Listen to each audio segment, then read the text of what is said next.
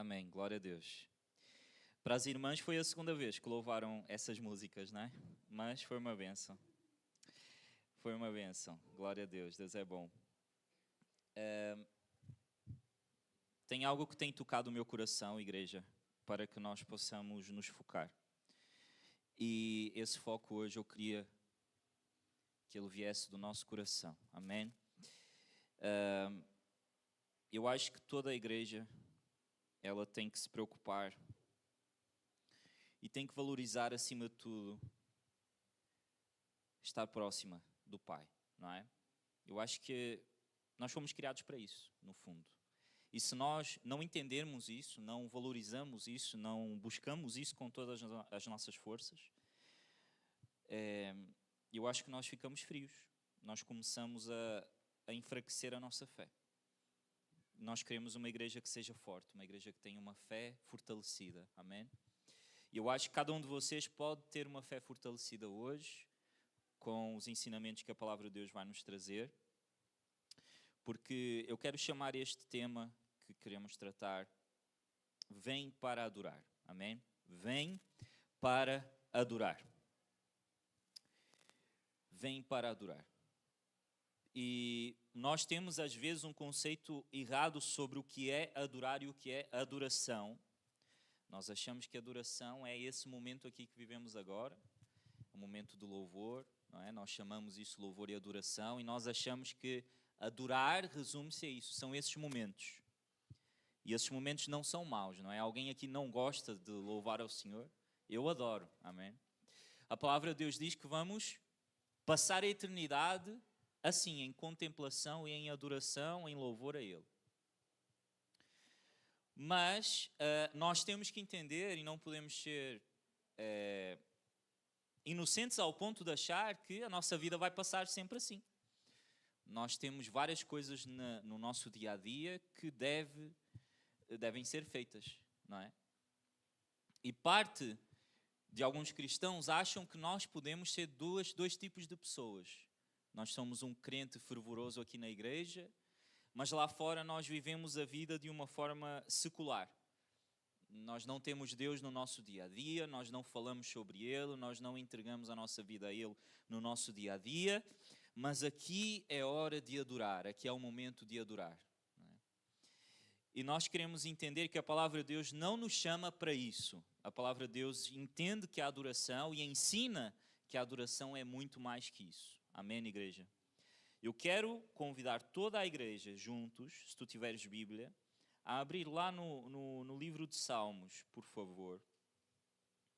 E nós vamos ao capítulo 63 do livro de Salmos, para a glória de Deus.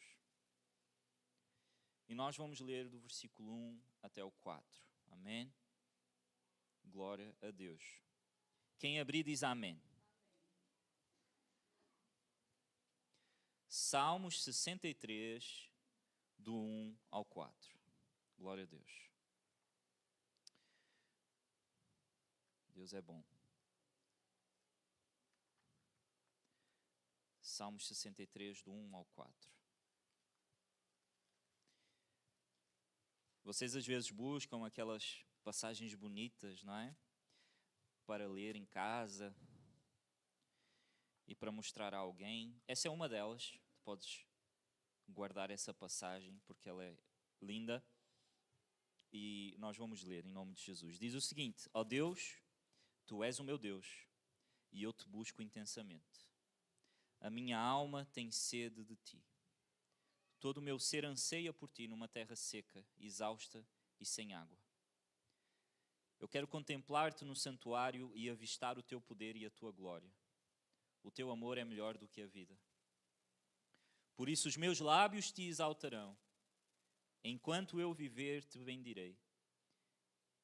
E em Teu nome levantarei as minhas mãos. Amém? Glória a Deus. Em Teu nome levantarei as minhas mãos. Glória a Deus. Aleluia. Que passagem linda, não é? Isto é um dos salmos que Davi escreveu. Ele não foi o único que escreveu salmos, mas este aqui é dele. E nós sabemos que Davi foi um homem de Deus, porque ele tinha um coração segundo o coração de Deus. É isso que a palavra nos ensina. Um homem falho, errou muitas vezes, mas que sempre que errava, se arrependia e se entregava novamente a Deus, com um coração que queria realmente ser transformado. Por isso é que ele é chamado o homem que tinha o coração segundo o coração de Deus. Não porque ele era perfeito, mas porque ele procurava entender que o Senhor exigia a santidade dele. Então, esse homem, ele fala para Deus, o Criador dos céus e da terra, que o busca intensamente. Olha a coisa interessante. O versículo 1 ele já começa: Tu és o meu Deus e eu te busco intensamente. Esse é um motivo da minha busca. O que David aqui está a dizer é que aquilo para o qual ele existe é para buscar a Deus. Eu te busco intensamente. Ele está a falar no presente. Ele não disse que ele buscou a Deus. Ele também não diz que ele vai buscar no futuro. Ele diz que ele busca. Ou seja, é uma vida constante, presente de busca.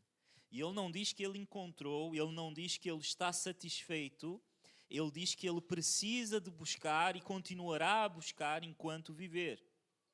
Porque ele continua e diz: todo o meu ser anseia por ti. Todo o meu ser. O meu corpo, a minha alma, as minhas emoções, os meus desejos, o meu futuro, os meus sonhos anseiam e desejam por ti, Senhor. E ele continua e faz uma analogia: numa terra seca e exausta e sem água. O salmista diz que ele, sem Deus, é como uma terra seca, está cansada, não dá frutos, não gera árvores, não gera vida, porque não tem água. Então, o salmista precisa de Deus como uma terra seca precisa de água. E por isso que ele anseia pela presença de Deus. E ele continua no versículo... Isso tudo é o versículo 1. Olha que versículo incrível. E ele continua e diz: eu quero contemplar-te no santuário e avistar o poder, o teu poder e a tua glória. Eu quero. É um desejo do seu coração. Ele diz: isso que eu quero, Senhor. Eu quero contemplar-te, eu quero ver-te. Eu quero estar contigo, eu quero sentir o teu poder. Eu quero sentir a tua presença, Senhor, no santuário. Eu quero poder estar diante de ti e saber que tu és um Deus poderoso. Eu quero ver isso, Deus. Entendam, isto não é uma busca egoísta de quem precisa ou quer algo para si só. Não, ele quer ver Deus a mostrar a sua glória, não a glória de Davi. Ele quer ver Deus a mostrar a sua glória. Para quê? Porque ele quer adorar a Deus. Davi não quer ver a glória de Deus para que ele possa ser curado. Davi não quer ver a glória de Deus para que ele possa ser um rei melhor. Davi não quer ver a glória de Deus para que ele possa ter mais poder e autoridade. Davi quer ver a glória de Deus porque Deus é glorioso e ele quer ver Deus a mostrar quem ele realmente é. E isto que eu estou a dizer é muito importante. E ele diz no 13, o teu amor é melhor do que a vida, por isso os meus lábios te exaltarão. Então ele traz o primeiro aspecto físico disto: os meus lábios te exaltarão. A pergunta é: os nossos lábios exaltam ao Senhor? As nossas bocas exaltam ao Senhor? Que palavras têm saído da nossa boca? São palavras que exaltam a Deus ou são palavras que não dignificam uma vida com Deus? Será que nós reclamamos mais do que adoramos? Será que o nosso dia é feito de murmuração ou é feito de adoração, de louvor, de bendição? Esposas, será que nós adoramos a Deus pela vida do nosso marido? Maridos, será que adoramos a Deus pela vida da nossa esposa? Ou será que o nosso marido e a nossa esposa é motivo de reclamação para nós? Será que os nossos filhos, bênçãos de Deus para nós, motivo de adoração?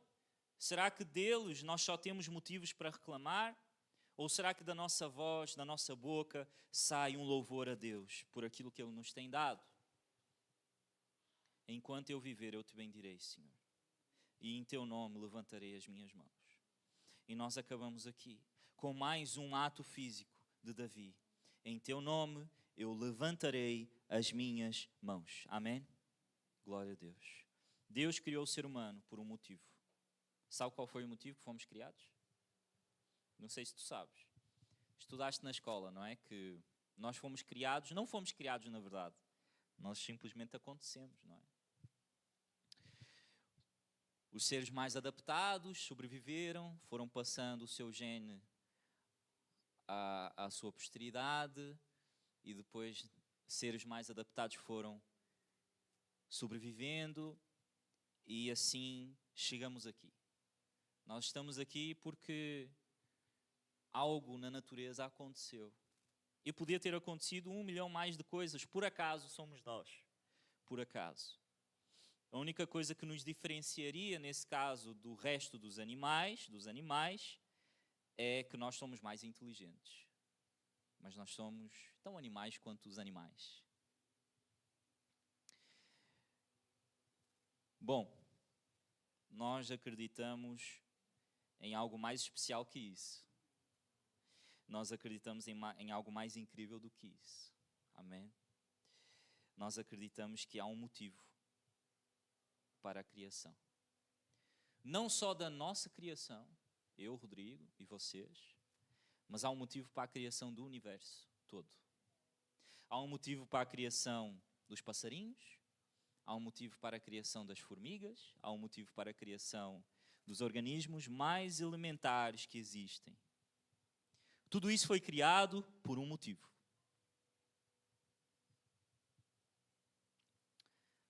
Esse motivo é só um, irmãos, não há mais nenhum. Tudo que foi criado, tudo foi feito, tudo foi decretado por um motivo. Para a glória de Deus. Deus não criou nada do que existe para que aquilo que exista glorifique e tome orgulho em si próprio, mas tudo o que foi criado para glorificar a Deus. Eu não sei se tu sabias isso, que tu foste criado para dar glória a Deus, para adorar a Deus. Sabias disso? Eu fui criado para ser feliz. Eu fui criado para encontrar a minha alma gêmea. Eu fui criado para mudar o mundo. Eu fui criado para sofrer, né? Alguns de nós podem dizer isso. Eu fui criado para me tornar pai, mãe. Eu fui criado para fazer algo. Mas a verdade é outra. Nós fomos criados para que Deus fosse glorificado. Vocês entendem a profundidade disso, irmãos? Significa que glorificar e adorar a Deus é o propósito único da criação de Deus. Glorificar e adorar a Deus é o propósito pelo qual Ele te fez, Ele te formou, Ele te gerou, Ele te chamou pelo teu nome, no ventre da tua mãe. Significa então que Deus fez tudo o que existe para a sua própria glória. Ele não fez o homem para glorificar e para exaltar o homem, Ele fez o homem para glorificar a si próprio.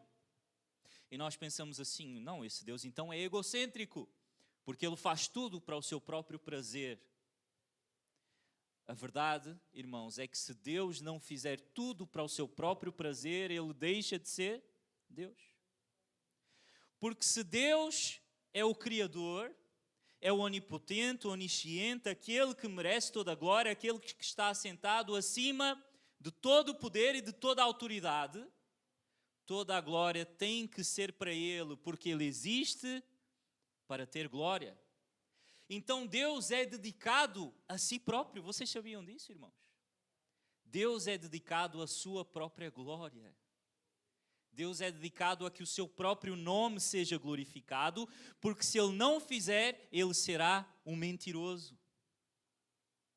Se Deus por um segundo deixar de dedicar a sua existência à sua própria glória, Ele passa a ser mentiroso, porque Ele não pode ir contra a sua natureza.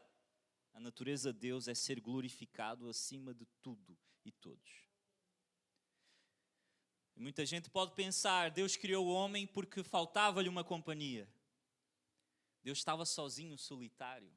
Então Ele fez Adão e Eva. Bem, Deus já tinha comunhão consigo próprio por toda a eternidade. Pai, Filho e Espírito Santo viviam em comunhão por toda a eternidade. Deus não precisava de ninguém mais. Sabem porque é que Deus criou o homem? Porque é que Deus criou o universo? Porque é que Deus criou a terra?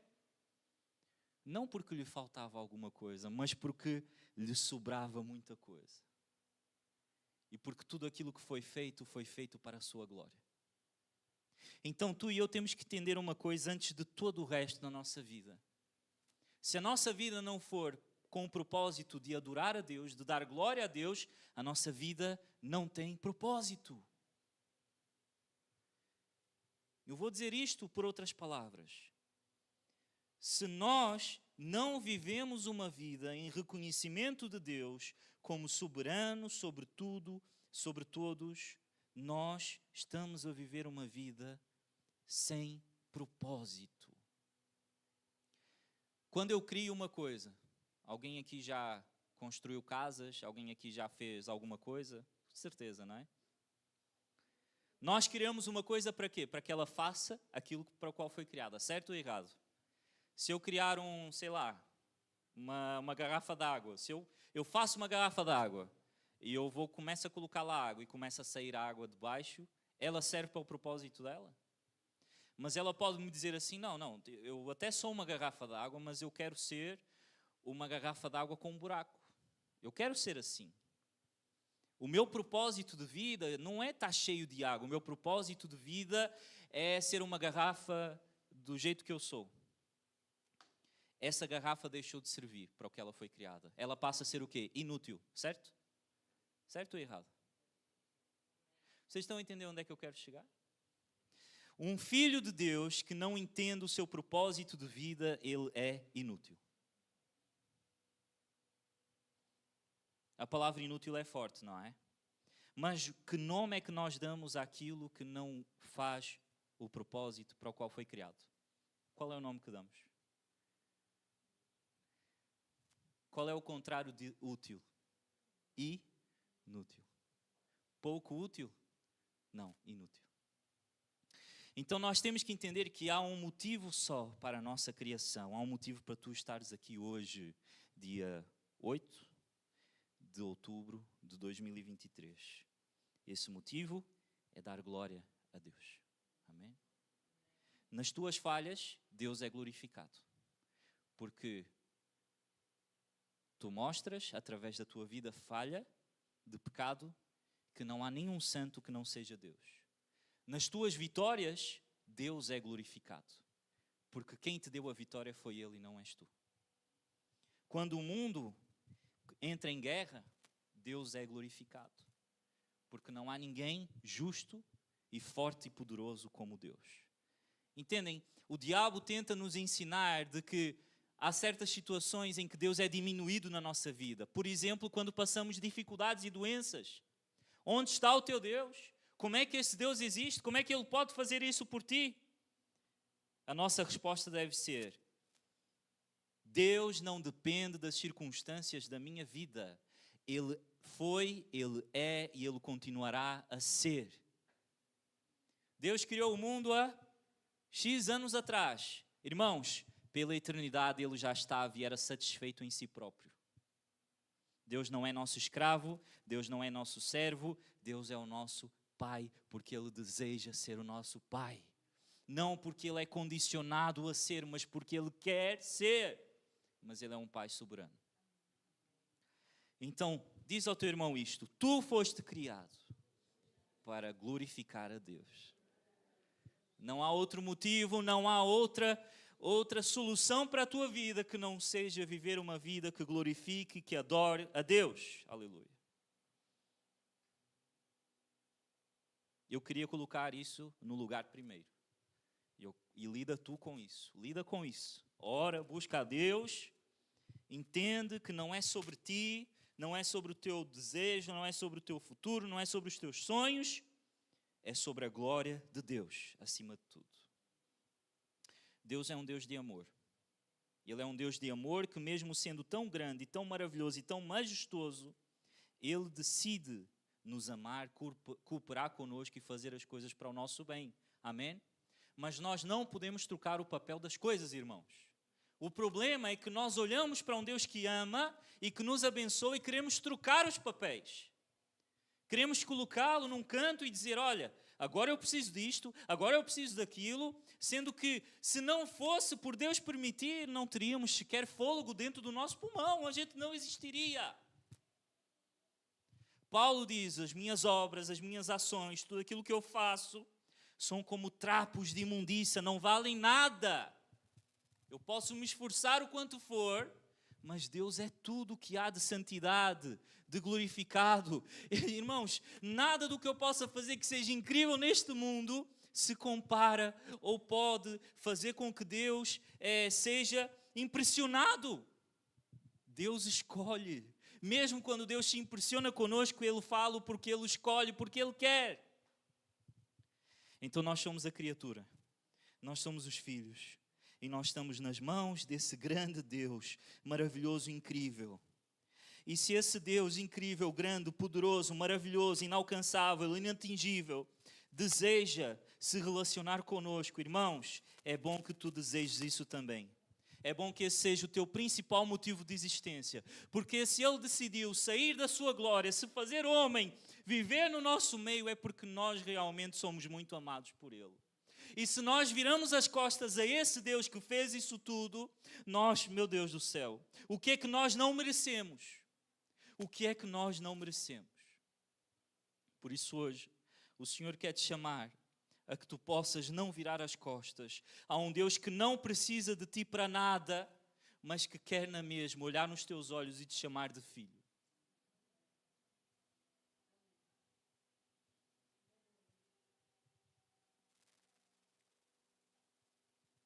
No hebraico, a língua em que foi escrito o Antigo Testamento, a palavra adoração, nós usamos adoração ou louvor. Mas no hebraico existem mais ou menos 7 palavras diferentes que significam adoração e louvor. Sabiam disso? Há várias. Hoje eu queria falar só de 2. Yada e Tawa. Tawa. As duas significam mais ou menos a mesma coisa.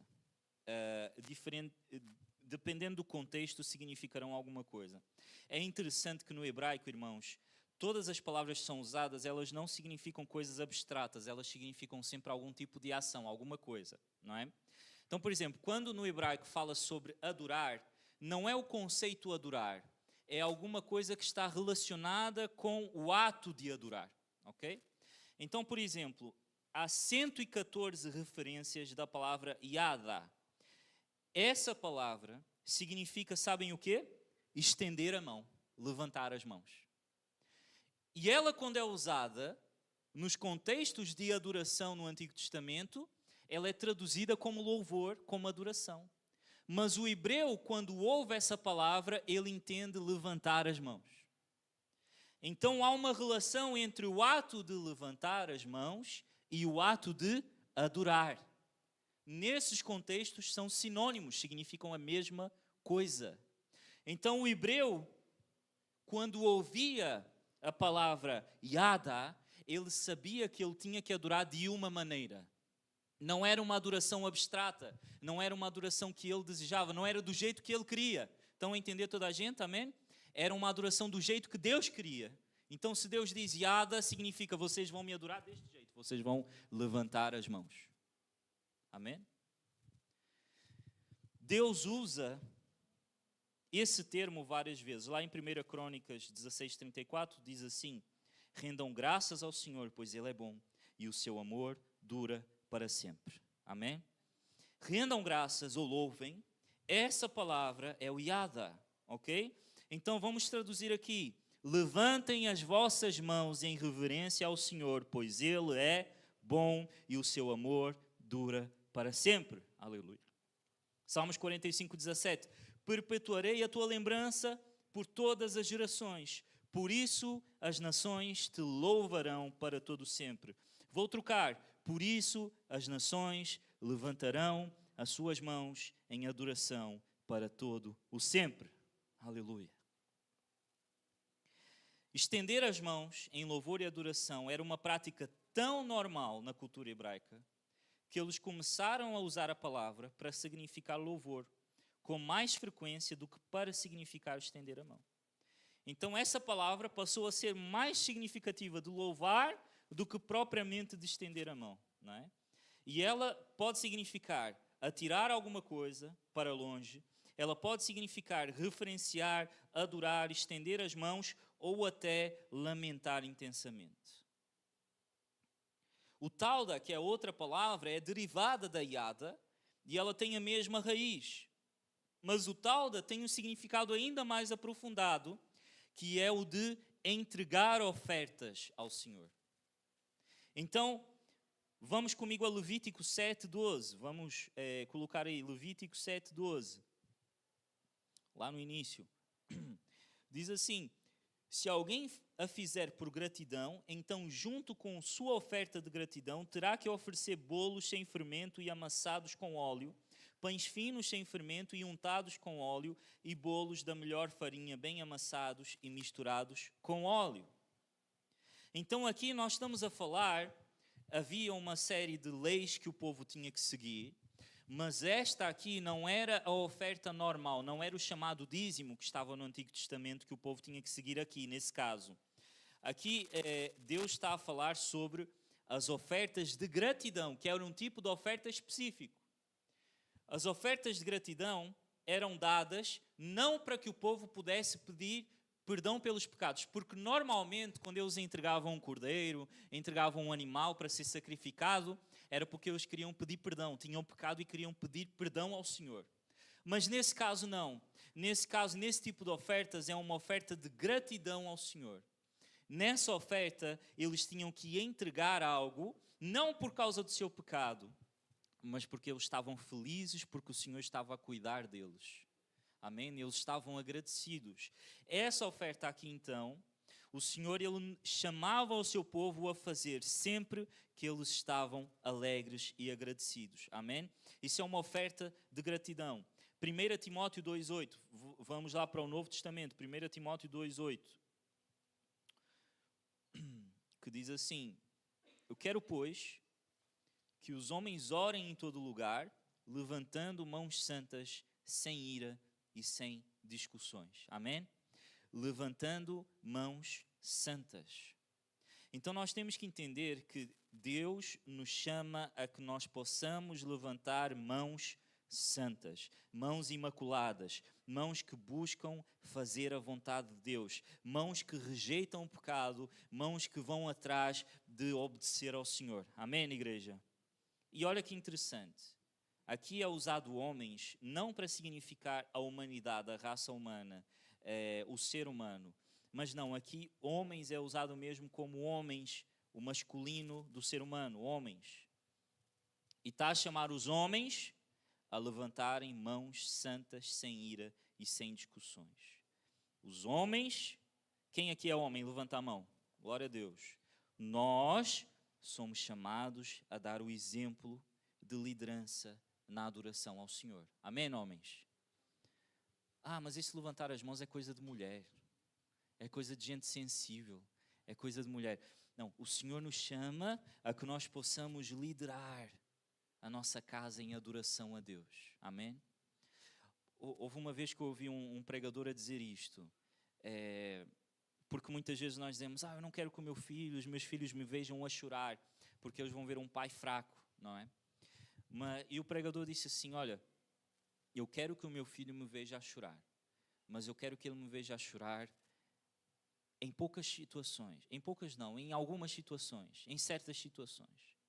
Eu quero que ele veja que o pai dele é um homem forte, é um homem que luta, que vai atrás, mas eu quero que quando ele me veja diante de Deus, quando ele me veja em oração, quando ele me veja fechado no quarto com os joelhos no chão, ele não veja um homem forte, ele veja um homem rendido, destruído diante de Deus.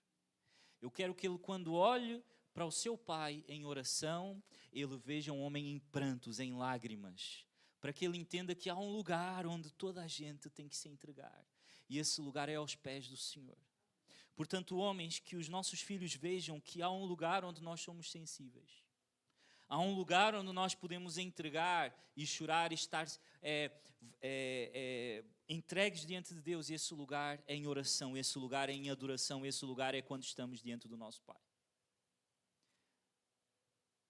Isso não é um trabalho das mulheres, isso não é um trabalho de quem é sensível, isso é um trabalho para a humanidade. E o Senhor chama os homens a liderar a igreja, a liderar a sua casa em adoração. Amém? Então, se eu quero que os meus filhos adorem ao Senhor, eu quero que eles vejam que eu adoro primeiro. Eu quero que eles adorem porque eu adoro. Eu quero dar o exemplo. Eu quero ir à frente. Eu quero que toda a gente siga o meu exemplo. Amém? Eu não posso exigir da minha família algo pelo qual eu não entrego, algo pelo qual eu não vivo. Eu tenho que fazer com que isso seja a minha prioridade. Então, ser sensível, homem e mulher, diante de Deus, se o teu filho vai ter temor ao Senhor. Amém? Teme a Deus. Trata Deus como se fosse o mais elevado tesouro que tu tens dentro de casa. Trata do nome dele como algo especial, algo carinhoso.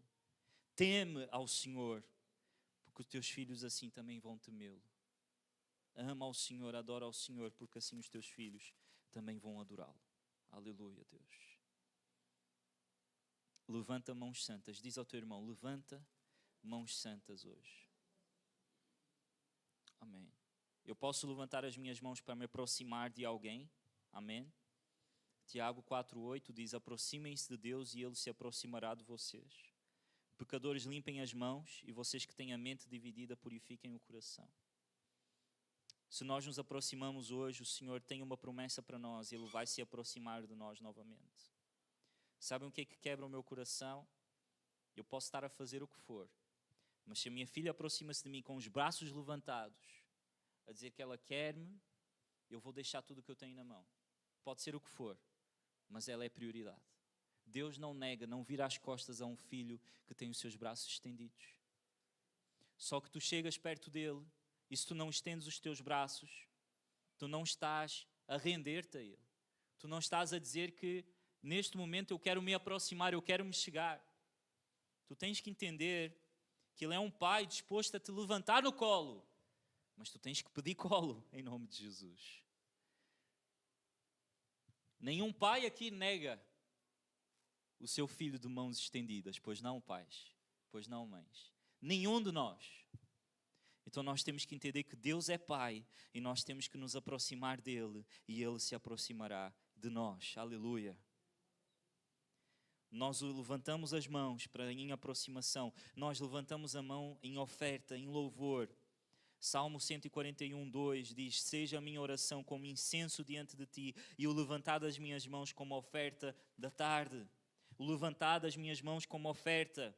Eu levanto as mãos porque eu entrego ao Senhor. Eu entrego o quê? Eu entrego a minha vida. Eu entrego tudo o que eu tenho. Eu entrego tudo o que eu sou. Eu entrego os meus sonhos. Eu entrego os meus planos. Tudo vai para Ele com o meu levantar de mãos. Há uma história muito interessante. Quando Moisés já estava muito velhinho, o povo estava em batalha contra os amalequitas. Peço desculpa. E os amalequitas estavam ali em batalha e Moisés estava muito velhinho, mas ele tinha um homem de guerra muito poderoso chamado Josué. E Josué foi lutar contra os amalequitas e Moisés disse, Josué, vai lutar contra os amalequitas e eu vou subir acima de uma colina, eu, Arão e Hur. Lá no versículo 11 de Êxodo 17, continua a história e diz assim, enquanto Moisés mantinha as mãos erguidas, mantinha os braços para o alto, os israelitas venciam. Mas quando Moisés baixava as mãos, os amalequitas venciam. Quando as mãos de Moisés já estavam cansadas, porque ele estava horas e horas com as mãos para cima, a Bíblia conta que Arão e Hur pegaram uma pedra e colocaram debaixo de Moisés, para que ele se assentasse nela, e então eles mantinham as mãos erguidas de Moisés, um de cada lado, de modo que as mãos permaneceram firmes até ao pôr do sol. E as mãos firmes ao alto fizeram com que Josué derrotasse o exército dos amalequitas. Por quê? Porque enquanto as nossas mãos estão levantadas, nós vencemos as batalhas. Amém? Significa o quê, irmãos? Que adorar a Deus não é um ato apenas individual, é um ato conjunto também. Significa que eu tenho irmãos à minha volta que não têm mais forças de levantar as mãos, que não conseguem mais chegar diante de Deus, não conseguem mais adorar a Deus, não têm mais força nenhuma, porque lutaram tanto e os seus braços já não conseguem mais estar de pé. É aí que tu entras, é aí que tu és um Arão, é aí que tu és um Ur, é aí que tu podes ajudá-lo, levantar as mãos do teu irmão e dizer, tu hoje podes adorar porque eu vou te ajudar. Nós vamos adorar juntos, juntos. E se nós adoramos juntos, nós apoiamos uns aos outros. Amém? Quantas vezes, irmãos, eu senti-me fraco, mas Deus levantou pessoas para me apoiar. Quantas vezes as minhas mãos foram fracas, mas Deus levantou pessoas no momento em que elas estavam a cair e disseram, tu não vais desistir, nós vamos juntos, nós vamos vencer essa batalha. Diz ao teu irmão assim, conta comigo, para que as tuas mãos nunca caiam, em nome de Jesus. Aleluia! Vocês já viram, não é? Quando há lutas e batalhas, há duas formas de levantar as mãos. A primeira é quando eu ganho, não é? Eu venço alguma coisa, eu levanto a mão. Vencemos! Mas há uma segunda forma, que é quando eu me rendo, não é? Eu saio rendido, eu me rendo. Eu levanto as mãos para cima e eu digo, não vou fazer nada com estas mãos. Não vou pegar na arma, não vou inventar. Estou rendido, não é? Mão para cima. Estou rendido. Olha a coisa interessante. O que é que essa história de Moisés e Josué nos ensina, irmãos? Moisés estava com as mãos levantadas, mas estava a vencer. Moisés estava com as mãos levantadas, mas estava a vencer.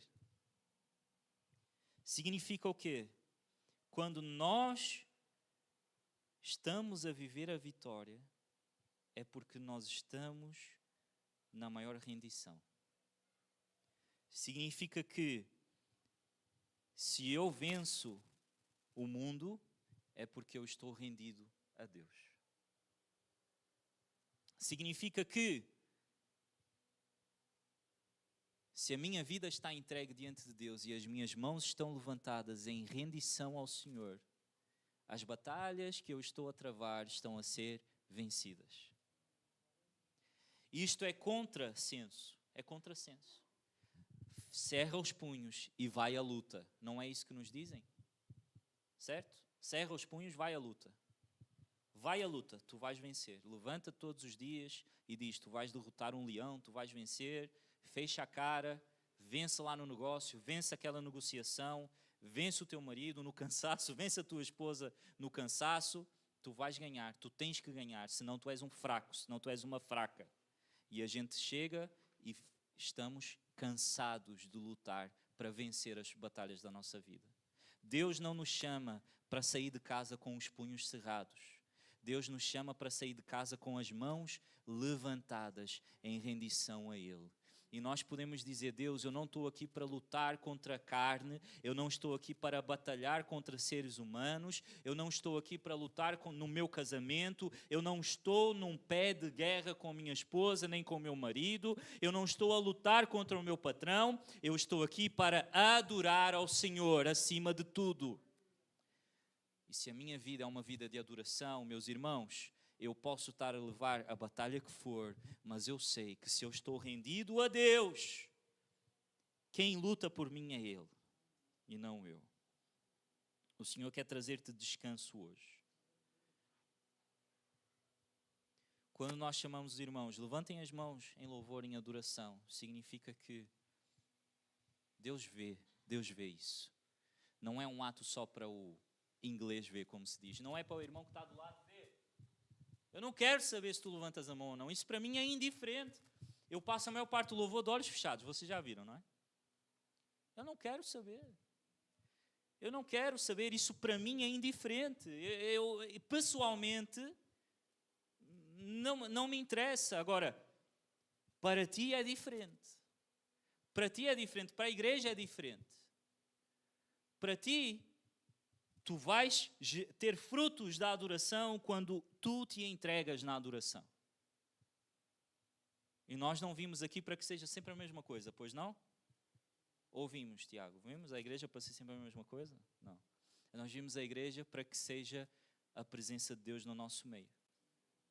E por isso é que nós nos importamos com esse tema tão importante. Por isso, as tuas mãos, elas são feitas para estarem levantadas em rendição ao Senhor, em adoração a Deus. E tu foste criado para que possas estar diante dEle em adoração e em rendição. Esse é o motivo da tua existência. Mas eu tenho vários problemas a acontecer na tua vida. Experimenta uma coisa, entrega-te a Deus, rende-te ao Senhor, adora ao Senhor hoje. Começa hoje, na tua casa, no teu lar. Mas eu preciso orar para que Deus abra essa porta de trabalho. Adora primeiro, vai em adoração ao Senhor. Eu preciso orar porque o meu casamento não está bem. Irmão, adora ao Senhor. Esse é o principal motivo da tua existência. Não troques a presença de Deus pelas coisas que Deus pode fazer. Ele estar contigo é muito mais precioso do que Ele abrir portas na tua vida.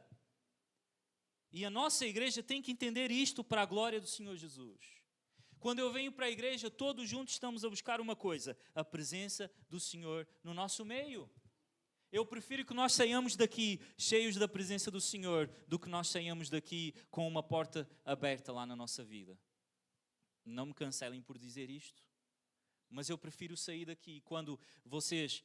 Eu não quero isso para a vossa vida, mas se vocês chegam aqui cheios de problemas, e enfrentar dificuldades, e enfrentar lutas na vossa vida, mas se vocês saírem daqui com as mesmas lutas, mas entregues em rendição e com a presença do Senhor no vosso coração, isso para mim é mais valioso do que tudo se reverter na tua vida e tu passares de uma hora para outra, está tudo bem. A presença de Deus é mais importante, é mais preciosa. Amém? E não quer dizer que nós tendo a presença dele, tudo vai continuar mal. Não é isso. Mas primeiro é a sua presença, primeiro é o seu reino. O resto, o que, igreja? Vai ser acrescentado. Toda a gente conhece essa passagem, certo? Ninguém aqui ouviu a Bíblia hoje, a primeira vez. Nós já conhecemos. Então vamos tratar as prioridades onde elas devem estar. Amém? A minha oração é para que o Senhor levante esta igreja como uma igreja que adora, uma igreja adoradora ao Senhor. Que o mundo conheça uma igreja que se entrega, que adora ao Senhor. Amém? E Deus vai levantar pessoas para isso. Deus vai te levantar para isso, em nome de Jesus. Há batalhas na nossa vida que só podem ser vencidas com rendição e adoração. E o Senhor hoje quer te levantar como uma atalaia na casa do Senhor, como um ministro na casa do Senhor, como um sacerdote na casa do Senhor, que se preocupa em primeiro lugar com a pureza da adoração, com a pureza do coração, com a pureza da glória de Deus e só depois com o resto das coisas na sua vida.